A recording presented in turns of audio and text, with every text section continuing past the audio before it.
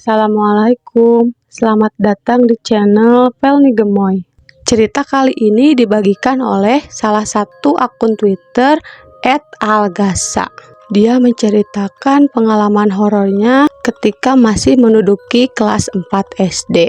Meskipun sudah lama, tapi dia tidak akan pernah melupakan kejadian yang sangat menyeramkan itu.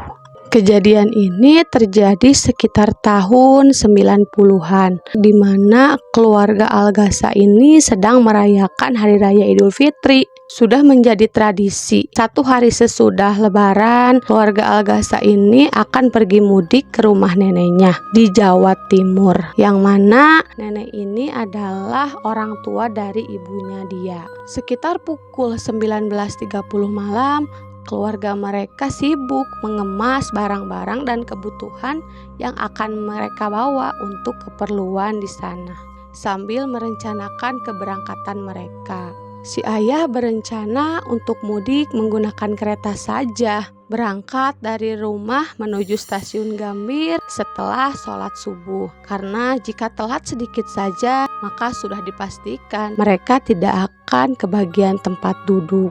Singkat cerita, mereka semua pun tertidur karena tidak mau kesiangan esok harinya. Di rumah ini hanya ada 4 orang saja, ayah, ibu, adik perempuannya, dan juga Algasa sendiri.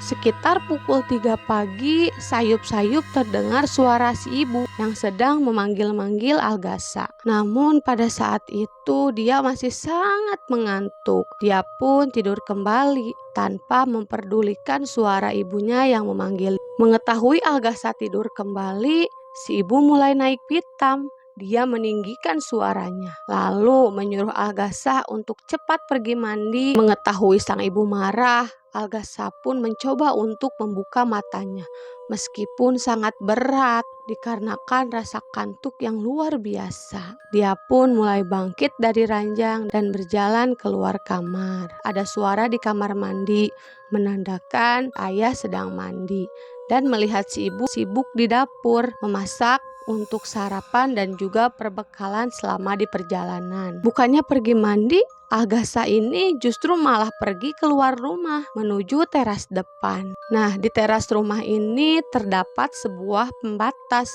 yang biasa digunakan untuk duduk yang terbuat dari semen. Tingginya sekitar 50 cm memanjang. Si Algasa ini malah membaringkan badannya sambil menghadap keluar rumah. Dia tidak memperdulikan suara ibunya yang memanggil-manggil dia untuk segera mandi.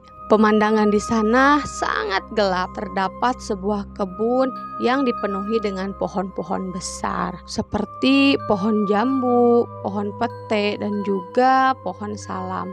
Karena dirasa masih sangat mengantuk, dia pun menutup kembali matanya.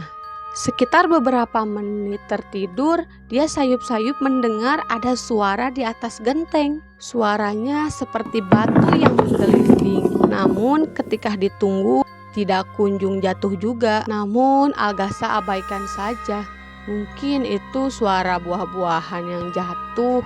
Dia pun kembali melanjutkan tidurnya. Namun selang beberapa menit suara itu kembali terdengar. Kali ini dia mulai penasaran.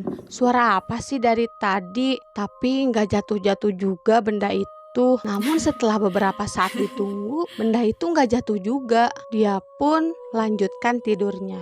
Setelah beberapa menit kemudian, suara itu terdengar lagi. Suara gelindingan seperti batu. Dia pun bangun dan melihat ke sekeliling area kebun yang sangat gelap itu. Namun tidak ada apapun yang terjadi. Dia pun kembali ke posisi awalnya, yaitu berbaring. Namun selang beberapa menit, suara gelindingan itu terdengar kembali. Namun kali ini sedikit berbeda. Seperti ada yang menimpuk genteng rumahnya dengan sangat keras. Karena kaget, dia pun langsung terbangun. Dia mendengar ada suara seperti batu yang menggelinding, namun mondar-mandir ke atas dan ke bawah.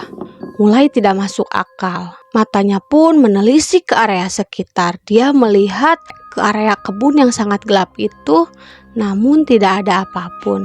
Di atas plafon rumahnya tidak apapun juga. Dia mulai merasa ketakutan namun juga kesal. Siapa sih yang mempermainkan dia? Dia pun kembali tidur di pembatas itu. Namun tak lama kemudian ada suara jatuh seperti sesuatu yang menghantam tanah. Sangat keras. Dalam hati dia berkata, akhirnya jatuh juga benda yang membuat suara-suara yang sedari tadi mengganggu tidurnya dia. Namun alangkah kagetnya dia ketika membuka mata, dia melihat ada sebuah kepala buntung. Hanya kepalanya saja, tanpa badan. Ketika kepala itu jatuh, bagian wajahnya dulu yang menempel ke tanah. Lalu ia memutarkan kepalanya. Hingga kini mereka berhadap-hadapan. Terlihat pemandangan yang sangat mengerikan. Kepala buntung itu berambut hitam keriting agak panjang, sedikit basah oleh darah. Sebagian wajahnya hancur, dipenuhi oleh darah hitam. Lalu salah satu bagian matanya keluar, disertai urat-urat yang menonjol. Sebagian matanya lagi tertutup oleh rambut yang sangat berantakan. Yang mengerikannya adalah kini kepala itu berada sejengkal dari wajahnya Al-Ghazza sambil mengeluarkan senyum yang sangat mengerikan. Melihat pemandangan yang sangat menyeramkan itu, dia pun berteriak sangat kencang sambil lari terpontang-panting menuju rumah. Melihat tingkah laku aneh sang anak, si ibu keheranan. Dia pun langsung memeluk Al-Ghazza sambil bertanya, "Ada apa, Nak?" Namun Al-Ghazza hanya menangis sesenggukan. Dia masih trauma sambil memeluk erat sang ibu tanpa menjawab pertanyaan si ibu. Melihat kondisi Al-Ghazza, si ibu khawatir. Lalu dia memberikan secangkir teh manis hangat. Setelah dirasa tenang, akhirnya Al-Ghazza pun menceritakan semua kejadian yang dia lihat kepada ayah dan ibunya. Mendengar cerita itu, si ayah pun bilang, rumah yang mereka tempati dulunya adalah jalur orang-orang berperang, dan selama berperang terjadi pembantaian yang sangat mengerikan yang menewaskan beberapa korban, dan salah satunya adalah hantu kepala yang terpenggal yang dilihat oleh Al-Ghazza tadi. Setelah melihat kejadian itu, dia menjadi murung, tidak mau bicara kepada siapapun, tidak mau makan dan juga tidak mau minum.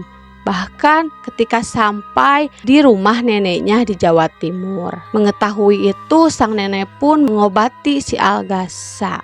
Setelah selesai, dia pun tertidur sangat pulas. Esokan harinya, dia sudah pulih, kembali ceria, dan bermain bersama teman dan saudara-saudaranya di kampung. Nah guys, itu adalah cerita dari Al-Ghazza.